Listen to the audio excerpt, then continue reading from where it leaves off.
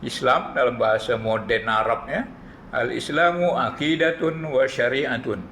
Islam itu adalah akidah, dalaman hati, iktikad yang betul-betul, dan syariah, cara bertindak, cara hidup, jalan hidup, way of life, kata orang putih kan.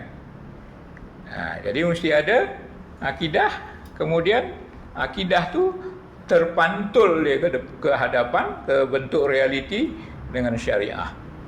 Jadi wahai orang beriman, wahai orang yang sudah berakidah betul-betul dengan rukun-rukun iman yang 6, syariat kamu macam ni. Apa syariat yang mesti kita buat? Ijtanibu katsiran minadh-dhann. Jauhi banyak daripada menyangka-nyangka, berprasangka. Mengapa?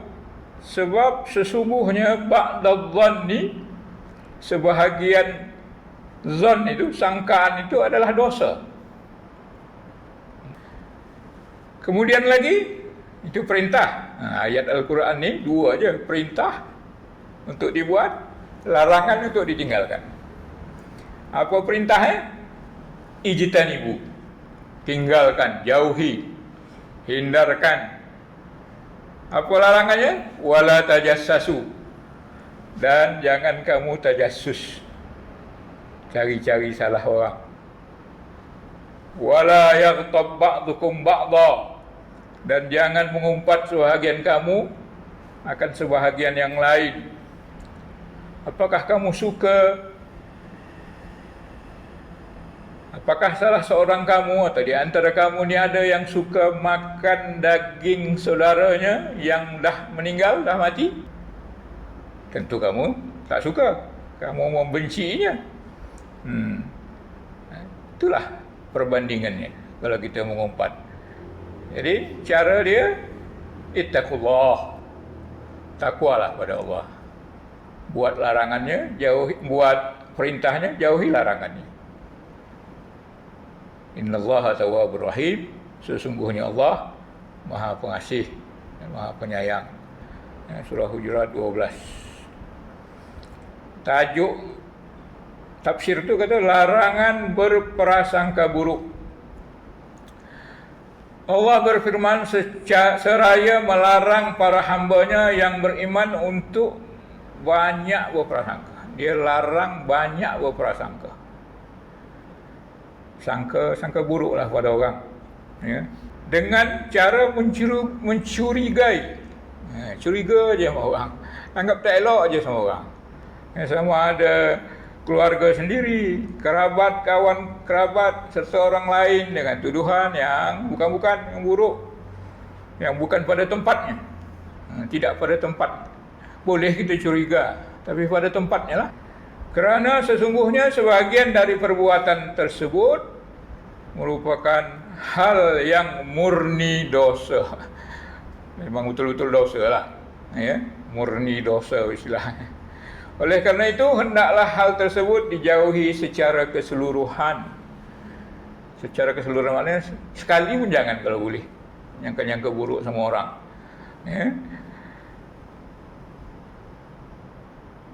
Sebagai tindakan preventif. Jadi banyak sangka tu tak boleh, kerana sebahagian sangka tu dosa. Jadi untuk menghindarkan banyak-banyak ni, yang sedikit pun jangan buat, sebagai langkah-langkah preventif, pencegahan, ya? Jadi ayat ini sebenarnya masih merupakan lanjutan ayat-ayat yang lalu, mengajar kita beradab, bertata susila, berperangai, berinteraksi dengan baik kepada orang, ya? Dengan prinsip bahawa innamal mu'minuna ikhwah. Jadi cara kita nak bersaudara tu, merasakan rasa persaudaraan tu, sebagaimana yang sebelum ni dan yang ini pun juga. Kalau pada ayat yang lalu tu wala tanabazu bil alqab, ini lebih spesial lagi. Tanabazu bil alqab tu menggelar orang dengan lakab, dengan gelaran-gelaran yang tak elok, yang orang marah, yang orang tak suka. Itu nampak ayat ni, ayat ni nyangka dari dalam. Anda nampak apa dia tu? Nampak kaitan ayat tu. Hari itu jangan menggelar orang. Tu nampak panggil orang tak elok, nampak, dengar. Yang hari ini jangan apa tadi cerita tu, jangan berprasangka buruk. Berprasangka tu dalaman. Ya Allah, Allahu Akbar tuan-tuan. Al-Quran ni diteliti ayat demi ayat tu, dia susunan itu cantik sangat. Dia tak bercelaru. Jadi memang betul lah Al-Quran ni bukan buatan manusia. Kalau buatan manusia memang tak seindah Quran ni lah susunannya. Tata susunan ayat demi ayat, surah demi surah. Kemudian ayat yang pertama tadi, ya ayyuhallazina amanu jitanibu. Nak sentuh sikit ke tata bahasa, nahu dia lah. Ijtanibu. Ijtanibu tu 3 hurufnya, fi'il, kata kerja dalam bahasa Arab ni kebanyakannya 3 huruf. Jadi 3 huruf daripada ijtanibu ni jambun, jim, nun, ba. Jambun ni inilah samping, sebelah. Apa ni? Sebelah kita ni, lambung tu pun jambun lah namanya. Jambul aiman, jambul aisar. Sisi kanan, sisi kiri, lambung kita ni namanya jambun. Jadi ijtanibu, letakkan sebelah, jangan letak di depan kita, letakkan di belakang kita, tepi, ketepikanlah jauh-jauh. Cuma daripada jim, nun, ba, dia tambah alif ta, jadi ijtanaba. Apa guna alif dan ta tu kalau ditambah? Dia menunjukkan ada kerja ekstra, kerja yang sungguh-sungguh, kerja tambahan. Jadi kita nak menjauhkan diri dari prasangka buruk ni bukan senang. Makanya mesti ada kerja ekstra, mesti ada usaha lebih. Itu makna tu ijtanibu. Jauhi kamulah dengan sungguh-sungguh, bukan main-main. Jauhi kamulah dengan sungguh-sungguh berprasangka buruk. Jadi kita pun dalam bab ini menjauhi bersangka-sangka buruk pada orang ni, nak jaga betul-betul lah, kawal lah nafsu kita, kawal lah tindak tanduk kita supaya syaitan ini tidak boleh masuk ke dalam jiwa kita sehingga kita berprasangka buruk sama saudara kita sendiri. Lawan kita syaitan ni, kerja ni kerja dalaman, lebih teruk atau lebih berat lagi mengatasinya, sebab lawan kita syaitan tak nampak. Makanya sesuailah bila dikatakan bab-bab yang dalaman ni, cara mengatasinya dengan sungguh-sungguh, berjuang. Ijtanibu. Itu rahsia kalimat tu, ijtanibu lah.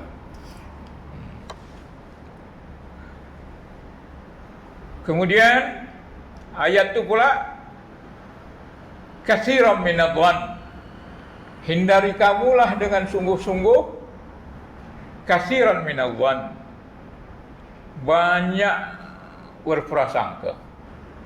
Kalau yang tak berdosa, prasangka yang tak berdosa tu ada syarat-syarat dia. Tapi yang prasangka yang berdosa ni tak jelas. Ya, indikator dia, petunjuk dia tu tak jelas. Jadi kita mesti berhati-hatilah supaya kita tidak terjatuh dalam perkara-perkara yang diharamkan oleh Allah Subhanahu Wa Taala. Jadi dosa jauhi banyak berprasangka. Sebab dalam prasangka-prasangka buruk ni ada dosa. Jadi jauhi. Jangan buatlah sekalipun. Sebab kita takut kita buat sekali termasuk yang apa tu? Yang sebahagian daripada dosa tu. Jadi secara preventif dia, pencegahan dia, jangan buatlah. Sebab antara prasangka-prasangka tu ada dosa. Sebab ada prasangka, ada zon, sangkaan yang tidak berdosa. Zon. Seperti ulama-ulama lah mengeluarkan ayat-ayat Quran. Ya, memeti ayat-ayat Quran dengan kaedah-kaedah ilmu. Ya, semuanya itu zon. Saya dah sebut hari itu bahawa zon ni 75% kuat sangka. Jadi hukum-hukum fiqh itu ijtihad. Pasti betulnya kita tak tahu. Tapi ijtihad mengikut dalil, maka kuatlah pendapat kita, inilah hasil. Kalau ittifaq ya, itu lainlah, semua ulama pendapat macam tu. Itu lebih lagi pangkat itu. Kuat betul lah sangkaan tu. Jadi 99% lah. Tapi kalau yang ini cakap macam ni, pendapat ni satu, pendapat ulama ni begini, pendapat ulama ni begini. Itu semua adalah sangka-sangka, zon. Itu tak berdosa. Kalau dia dah berijtihad, ya, kalau dia berijtihad dengan ilmu-ilmu yang ada, orang mujtahid ni kalau betul dia dapat dua pahala. Ya, kalau dia tersalah dapat satu pahala. Pahala berijtihad itu, bersungguh-sungguh itu, mengumpul dalil sana sini, itu bukan kerja kita lah tu ya. Jangan pula kita nak cuba-cuba berijtihad. Ya, mungkin ada time dia kita boleh berijtihad, walaupun kita tidak macam ulama-ulama. Ya, cuma ijtihad yang sesuai pada kita lah. Kalau kita dalam hutan kan, nak sembahyang, mana kiblat ni, ijtihad lah. Kalau ada kompas, okey lah. Kalau tak ada kompas, macam mana nak ijtihad? Kita dengar pakar. Kalau di kita tanah Nusantara ni biasanya menghadap ke barat, matahari tenggelam. Biasanya orang tengok pokok-pokok kan. Itu ijtihad tu. Ya, ijtihad air, ijtihad kiblat dan sebagainya lah. Itu ijtihad yang tidaklah macam-macam ulama dulu. Ijtihad yang pakar dalam hutan lah. Sekadar itulah. Jadi tuan-tuan, menghindarkan, ya, sebab kata kitab tadi, preventif. Jadi jangan kita bersangka yang tak berdalil. Tapi kalau yang berdalil macam ulama-ulama tadi, tidak berdosa. Ya. Jadi ayat di atas ini menegaskan bahawa prasangka-prasangka buruk itu adalah dosa. Yakni yang tidak berdasarkan dalil. Jadi untuk menghindarkan itu, hindarkanlah buat perkara-perkara prasangka ni seboleh-bolehnya jangan ada. Supaya ukhuwah Islamiah. Innamal mu'minuna ikhwah kan. Jadi ukhuwah tu, persaudaraan itu mestilah dipelihara supaya kehidupan ni aman, damai, tenteram. Ya, jadi tak ada menyakiti hati orang kerana dia disangka buruk dan sebagainya. Ya. Jadi langkah pertama kita untuk kehidupan bersaudara, innamal mu'minuna ikhwah tu, kehidupan bersaudara tu, ukhuwah Islamiah tu tetap wujud. Jadi kita jangan buat perkara yang negatif, menyakiti orang dan yang lain-lain nanti mengumpat, mencari-cari kesalahan orang. Jadi hindarkan perkara-perkara itu. Paling tidaklah kita tidak pun berbuat baik, memberi kepada orang, tapi jangan merosak keadaan. Kita tak semua dapat memberi manfaat pada orang. Setidak-tidaknya kita tak buat kerosakan. Contohlah, damailah tu yang dikatakan tenteram secara pasif. Tenteram ni ada dua, ya, ada ijabi, ada salabi. Ijabi ni yang yang positif, memberi, menolong orang. Kalau tak boleh yang itu, yang pasif saja. Maknanya kita sendiri pun tidak buat susah orang lain. Tidak pun kita dapat memberi, tapi kita tidak merosak hubungan yang sedia ada. Itu namanya apa? Tenteram, damai, harmoni secara pasif. Cuma kalau boleh kita tingkatkanlah dari damai yang pasif tadi menjadi damai yang positif. Kita memberi, kita menolong orang, macam itulah. Kita beri apa yang patut yang ada sama kita, tenaga, pemikiran. Itu namanya damai, tenteram yang positif. Kalau tak dapat yang positif, nanti buatlah yang pasif-pasif ni saja. Jangan merosak, jangan ganggu orang, jangan curiga sama orang macam tu. Dan yang kalau dah dapat yang positif tadi, kita tingkatkan dia menjadi damai, tenteram yang ihsan.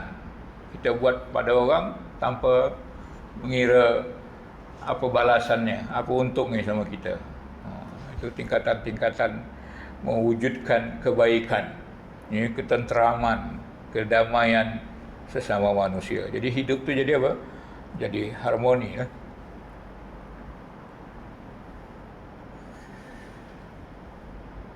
Diriwayatkan dari Amirul Mukminin, muka surat 47 lagi, Umar bin Al-Khattab radhiyallahu anhu ada berkata, janganlah sekali-kali kamu berprasangka terhadap satu ucapan yang muncul daripada saudara kamu yang beriman. Ini kalau bercakap kan, ada saudara kita sama-sama beriman, dia bercakap, ada cakapnya itu macam negatif sikit. Jadi jangan berprasangka. Selama mana kita boleh berprasangka baik, menyangka baik perkataannya tu. Dia kata, kerana engkau masih memiliki cara lain untuk memahami perkataan tu. Sampai macam tu, supaya ukhuwah Islamiah tu tetap terjalin. Jadi kalau ada orang cakapnya itu yang agak negatif, tapi pandang sisi positifnya. Jangan yang negatif lah kita korek sampai akhirnya kita berprasangka buruk sama saudara kita sendiri. Ya? Memang payah tu. Memang payah. Dia sakiti hati kita kan. Macam mana nak yang kebaik? Carilah kebaikan-kebaikan. Mungkin dia tidak menyakiti hati kita. Mungkin dia tersalah cakap. Terpilih bahasa yang tak sesuai, tapi maksud dia baik. Macam itulah kita berprasangka, mentakwilkan, mentafsirkan perkataan saudara kita itu dari sisi positif. Itu pesan Umar. Kerana engkau masih memiliki cara lain untuk memahami perkataannya tadi dengan pemahaman yang baik, dan ucapan tersebut masih dimungkinkan mengandung kebaikan. Ada Imam Malik dalam kitab Muwatta. Imam Malik ni, dia kitab kumpulan hadis dia. Sebelum ada Bukhari dan Muslim, ada satu kitab kumpulan hadis oleh Imam Malik ni, namanya Muwatta. Dalam kitab Muwatta ni, kalau dinomborkan 2640, dari Abi Hurairah, dia mengatakan bahawa Rasul sallallahu alaihi wasallam mengatakan, iyyakum wadh-dhann, hindari kamulah hindarilah, jaga-jagalah, awas, hati-hati kamu dengan sangka. Itu cara melarang, ya, dengan menggunakan iyyakum, kemudian pakai waw, kemudian benda yang mesti kita jaga tu, iyyakum wadh-dhann, hindari kamulah atau jauhi kamulah berprasangka. Maknanya apa? Ihzaru ittiba'udh-dhann.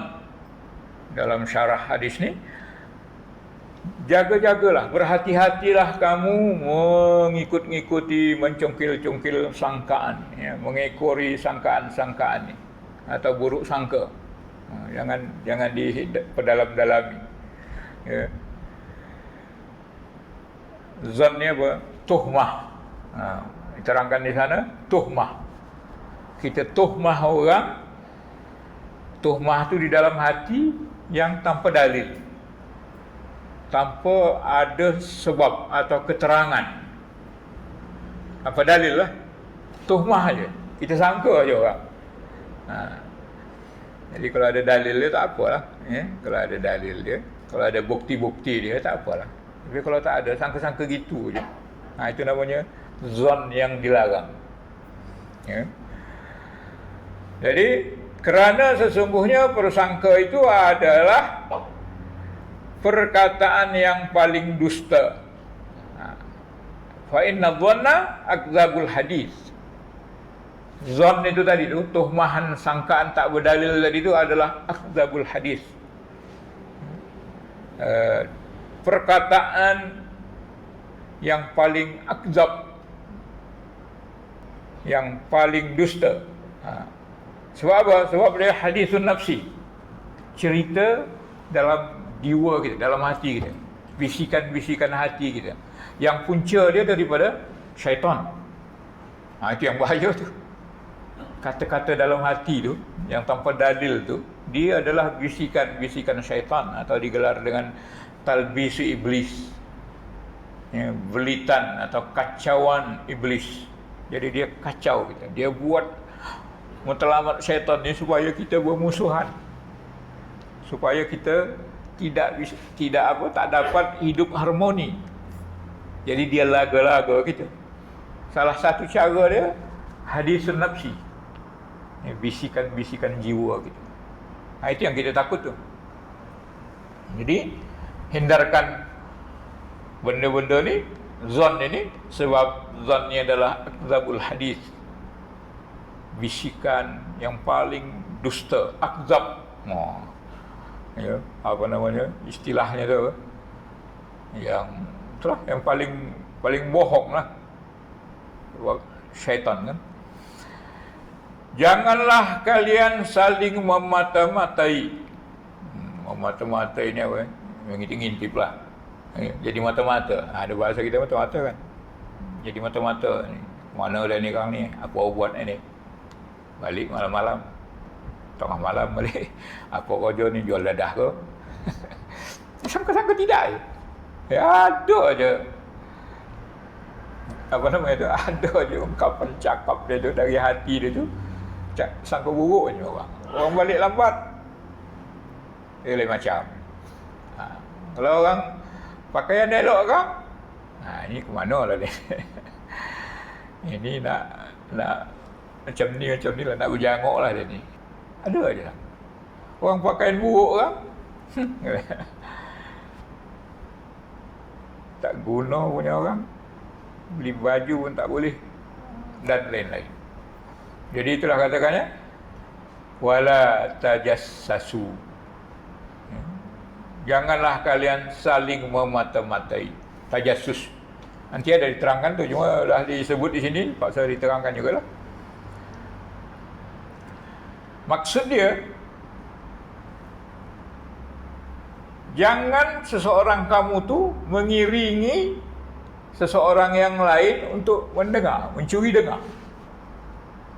Yang mata-mata tu, supaya jangan kita mengikuti saudara tu, saudara Islam kita tu, supaya curi dengar apa yang dikatakan orang untuk dia, atau apa yang orang kata keburukan tentang dia. Itu kita cari-cari. Kita cari tahu lah, ya, cari tahu tentang saudara kita tu apa yang diperkatakan orang pada dia, atau apa keburukan orang yang dikatakan orang untuk dia. Kita cari-cari. Jadi tak usahlah. Bukan hal kita tak payah. Ya.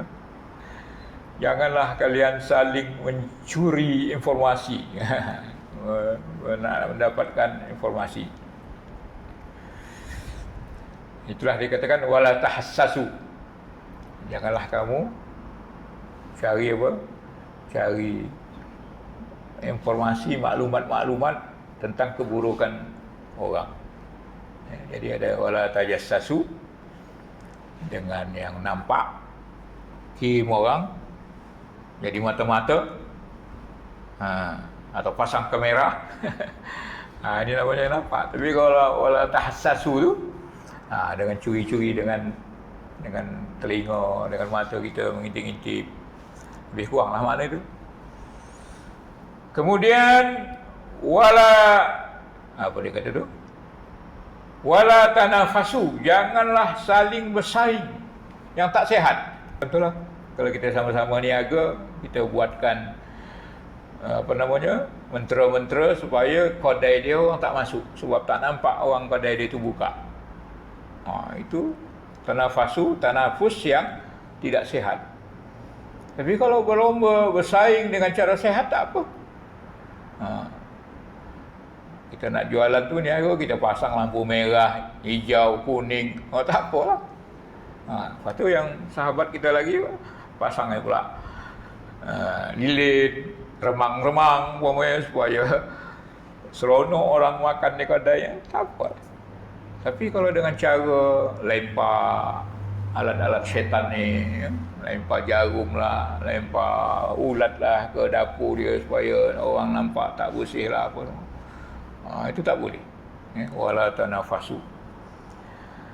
Kemudian lagi, janganlah saling mendengki. Wala tahasadu, jangan kamu saling mendengki. Itu memang tak boleh lah. Kemudian lagi, wala tabaghadu, jangan saling membenci. Jangan saling membenci. Damailah. Lemparkan senyuman, lemparkan kasih sayang sama saudara-saudara kita. Kita tak boleh saling benci. Jangan buat perkara-perkara yang kita benci dia, dia benci kita. Dia tabaghadu tu maknanya saling. Yang ini buat kebencian supaya ini benci. Akhirnya benci mau benci. Tak boleh. Jadi kalau ada orang benci sama kita, kita usahakan berdamai. Jangan tambah pula lagi. Dia benci sama kita, kita pun dia masam muka aja, kita semuanya masam. Kalau dia senyum dia mereng sikit, kita pun lagilah teruk mereng. Tak boleh. Jadi jangan buat suasana yang macam tu sehingga kita saling benci membenci. Kemudian dia kata lagi, wala tadabaru, dan jangan kamu saling membelakangi. Kasih belakang. Dubur, asal katanya dubur. Dubur ni belakang. Dubur kita belakang itu. Itu dubur. Dubur ni asal katanya belakang. Jadi wala tadabaru ni, jangan kamu saling memberikan belakang. Kalau dia lihat kita, kita bagi belakang kita. Apa nama itu? Berpaling berpaling. Jangan saling memberikan belakangnya kepada kawannya ketika dia melihat. Pun tak boleh. Jadi setidak-tidaknya kita hadapi dia, kita senyum, kalau boleh senyum. Tak boleh bercakap pun, bagi isyarat-isyarat yang membuat bahawa kita ni berkawan. Sama jiran bawah kan. Jangan balik muka, buang muka juga buang belakang silah. Tak boleh. Ini adab kita bersaudara. Tambah lagi, apa dia kata, jangan saling membelakangi. Okey, wa kunu ibadallahi ikhwana, tapi hendaklah kamu, jadilah kamu hamba-hamba Allah yang ikhwan, yang bersaudara. Kita ni disuruh bersaudara. Innamal mu'minuna ikhwah. Jadi kesimpulan apa ni, hadis ni pun macam tu, hendaklah kamu bersaudara. Kunu ibadallah ikhwana, jadilah kamu sebagai hamba-hamba Allah ikhwana, macam saudara kandung, macam saudara senasab. Dengan cara macam mana? Dengan cara ciptakan suasana persaudaraan dan ciptakan suasana kasih sayang. Itulah cara dia. Jangan kita buat perkara-perkara yang akan merosak hubungan persaudaraan itu.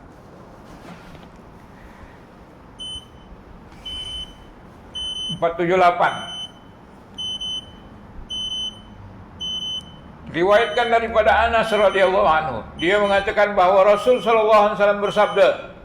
Ini hadis ini dalam Musnad Ahmad. Tuan tambah ilmu kita lagi. Hadis-hadis yang dikumpul, yang dihimpun oleh Imam Ahmad Hanbal, Ahmad bin Hanbal. Nama kitab dia Musnad Ahmad. La taqata'u, muka surat 478 Nabi SAW berkata, la taqata'u, jangan kamu saling memutus hubungan. Jadi ciptakan perhubungan, silaturahim. Jangan saling memutus, jangan saling membuat perkara-perkara yang mengakibatkan silaturahim itu terputus. Ya. Wala tadabaru, macam tadi jugalah. Ya, jangan saling mengasihi belakang. Wala tabaghadu, dan jangan saling membenci. Wala tahasadu, jangan saling dengki. Wa kunu ibadallahi wana wala yahillu li muslimin. Ini yang agak baru. Dan tidak halal bagi seorang muslim ayyahjura akhahu, memulaukan, memboikot. Dia kata apa? Dan tidak halal bagi seorang muslim untuk bersikap diam. Boikotlah ni, diam, dia tak betul siapa. Bagi salam tidak, bersalam tidak. Kecuali zaman sekarang ni kan, zaman Covid ni kita tak bersalam. Tapi tak bersalam pun kita ada isyarat. Ganti budaya, pakai budaya Jepun. Duduk kepala, senyum pun tak nampak pula kan. Buatlah apa yang patutlah. Ada duduk kepala sikit, ya, tapi senyum pun nampak. Ya, kalau kita senyum tu, kalau macam mana pun nampak. Ya. Assalamualaikum. Jangan lupa lah tuan ya, adab kita bila bagi salam, kalau tak boleh dengan mulut, dengan isyarat, tapi assalamualaikum tu ucapkan juga. Ya, itu adab kita. Jangan tunduk tapi diam, tak boleh. Ya, adab kita mesti assalamualaikum. Longgar ke tidak ke, dari jauh ke, dari dekat ke, kita mesti ucapkan doa assalamualaikum. Itu penting ya. Jangan mentang-mentang dah jadi orang Jepun ni tunduk je gitu. Ya, tidak. Ya, peraturan dia tunduk assalamualaikum. Walaupun tak nampak mulut kita bagi salam, biarlah. Tapi malaikat dengar, malaikat akan kabulkan salam kita tu salam sejahtera. Ya. Diselamatkan Allah lah engkau. Macam tu. Jadi tidak halal bagi seorang muslim ayyahjura, memboikotnya, memulaukannya, akhahu, memulaukan saudaranya, mendiamkan diri, tak cakap-cakap sama saudaranya, tidak saling tanya terhadap saudaranya. Maknanya boikot lah. Apa nama itu? Mulau lah, berkelahi, seteru. Di atas 3 hari, lebih daripada 3 hari. Riwayat Imam Muslim. Ya. Imam Muslim ada, Imam Tirmizi ada, disahihkan oleh Imam Tirmizi lagi. Jadi tuan-tuan, hadis ni hadis sahih, menunjukkan kerja ni kerja yang besar. Dia punya apa? Dia punya infak daripada dosa ni. Sehingga ada satu hadis yang dikatakan, innal a'mala tu'radu kulla isnain wa khamis. Setiap hari Isnin, setiap hari Khamis, amal kita ni akan dipaparkan, dibentangkan.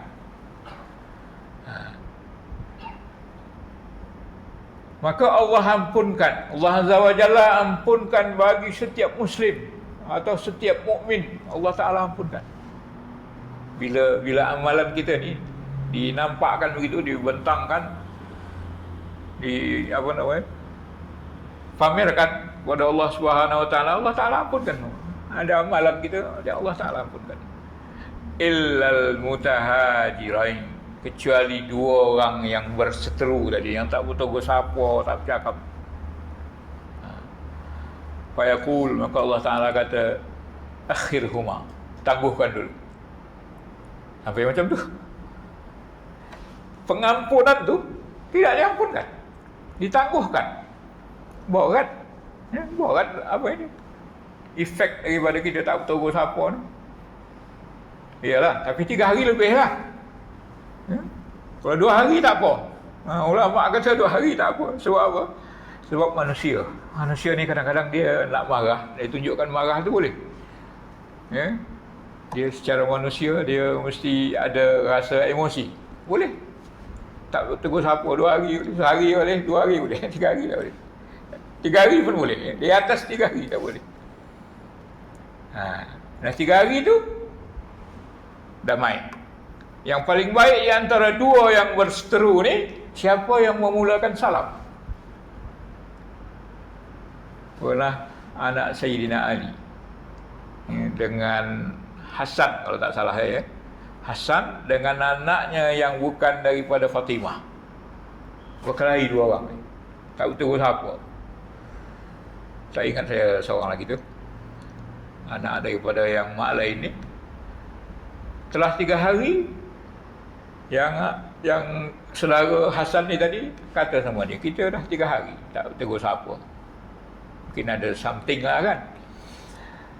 Jadi kata yang adik ni, abang lah dulu.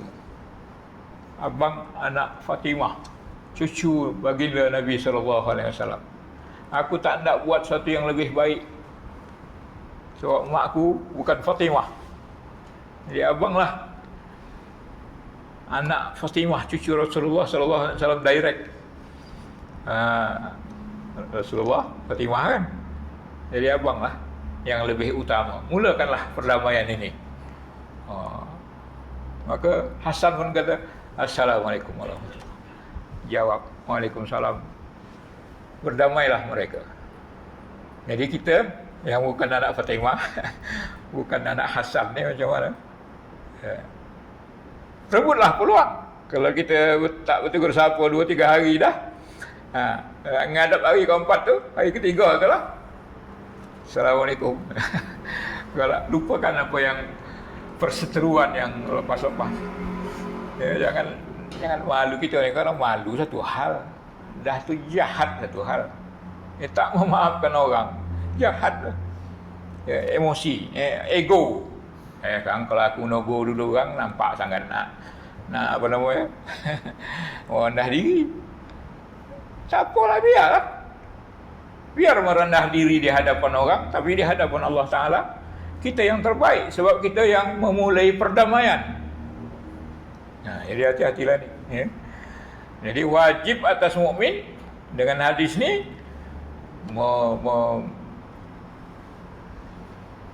menjaga hubungan baik dengan kesucian hati, dan tidak berseteru, tidak bercakap tak apa dan sebagainya tu, boikot.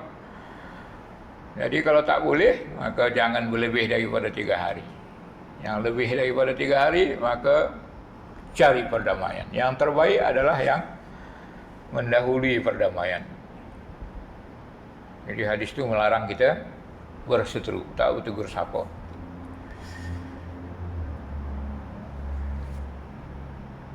Firman Allah Subhanahu wa taala muka surat 479, wala tajassasu. Dia terangkan sekali lagi. Tadi hadis, yang ini ayat tu, wala tajassasu.